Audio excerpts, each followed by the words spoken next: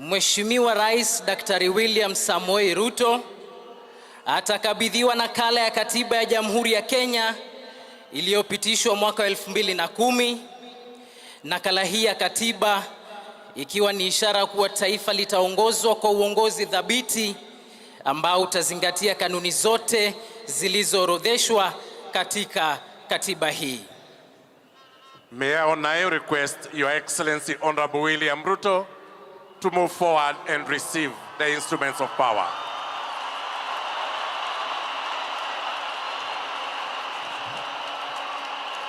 Tumpongeze kwa makofi anapopokezwa katiba ya Jamhuri ya Kenya.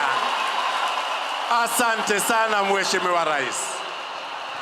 Mheshimiwa Rais Daktari William Samoei Ruto sasa atakabidhiwa kitara cha kijeshi, yani Presidential Ceremonial Sword. Kitara hiki kimetengenezwa kwa mpini wa chuma cha pua ama stainless steel. Halikadhalika ncha yake imepambwa kwa dhahabu. Kitara hiki kinadhihirisha kudhibiti nchi na ulinzi wake. Kwa kawaida kitara hiki hukabidhiwa rais anayechukua hatamu ya uongozi, kuashiria uhamisho wa mamlaka na usimamizi wa vyombo vya dola. Kama ilivyo kawaida, kama kamanda wa kijeshi waendapo vitani hukibeba kitara kuashiria wao ndio wanatoa amri. Hivyo basi, kwa kukabidhiwa kitara hiki, Mheshimiwa Rais Daktari William Samoei Ruto anakuwa kirasmi ndiye amiri jeshi mkuu wa majeshi ya ulinzi ya Jamhuri ya Kenya. Tumshangilie Mheshimiwa Rais kwa makofi anapopokea kitara hichi. Na ni dhahiri shahiri kwamba anakuwa amiri jeshi mkuu wa majeshi yote ya ulinzi ya Kenya.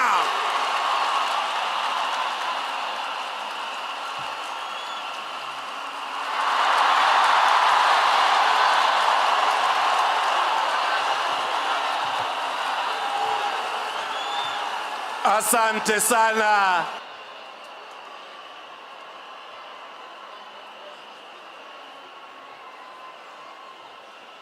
And now,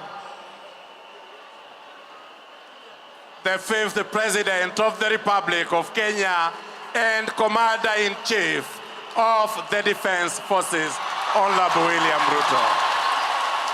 Niombe Mheshimiwa Rais kwa heshima.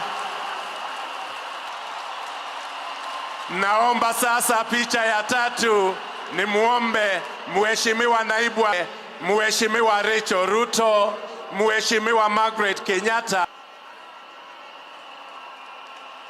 Asante sana.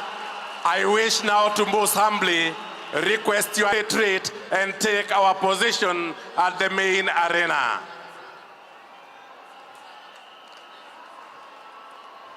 Asante, niombe turudi kwenye jukwaa.